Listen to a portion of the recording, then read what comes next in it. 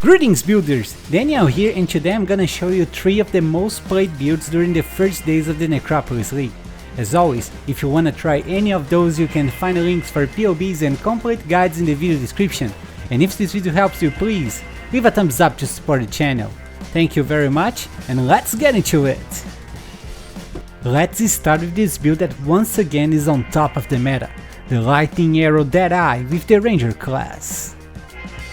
Even though Vengeance Cascade was nerfed, the introduction of the returning projectile support gem kept this build super fast and strong, which caused most of players to choose it.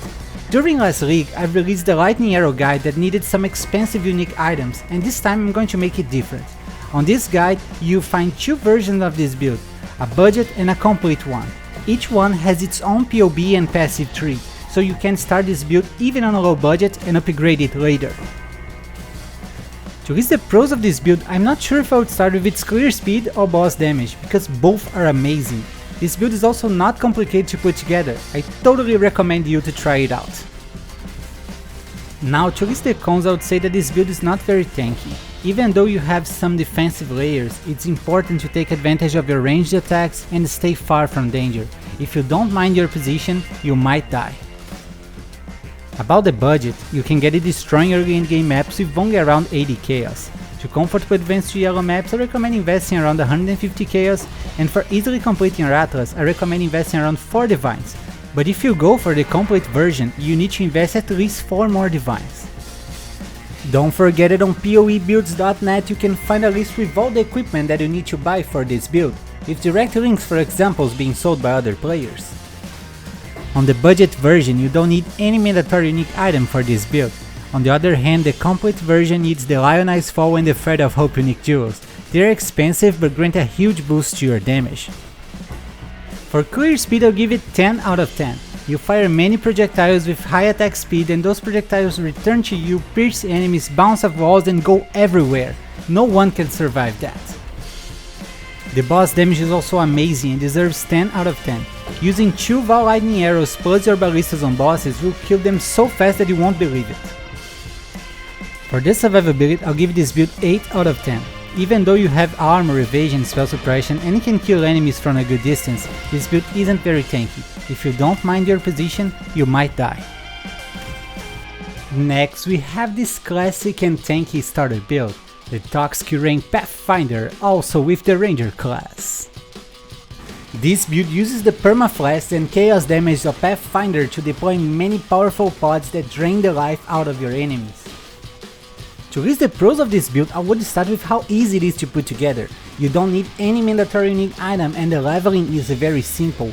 Another great feature of this build is that your flasks are going to stay up all the time, even on boss fights, and the life regeneration from your life flask will be eternal, making the damage over time look like a joke to you.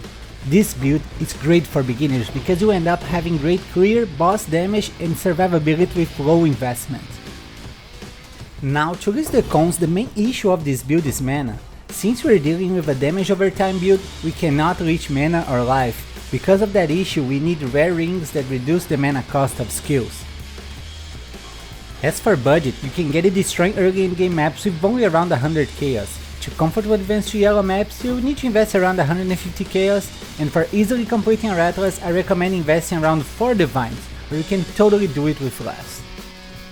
For clear speed, this build gets 9 out of 10.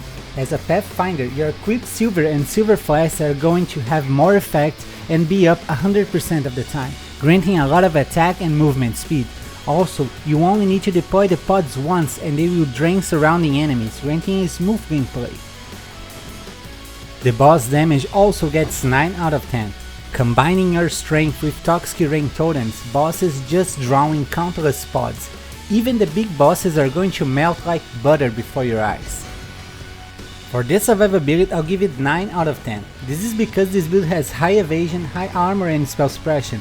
Also, your defensive flasks have more effect and are up all the time, even on bosses. Above all, you can use Toxic Rain from a safe distance and its pods heavily slow down enemies. Finally, we have one of the best starter builds out there, the Explosive Arrow Champion with the Duelist class. This build uses the Explosive Arrow skill on ballistas to deliver huge ignites that proliferate on your enemies. To list the pros, I would start with how easy this build is to put together. You only need one mandatory unique item and not many other specifically rare items. This one is perfect for starting a new league.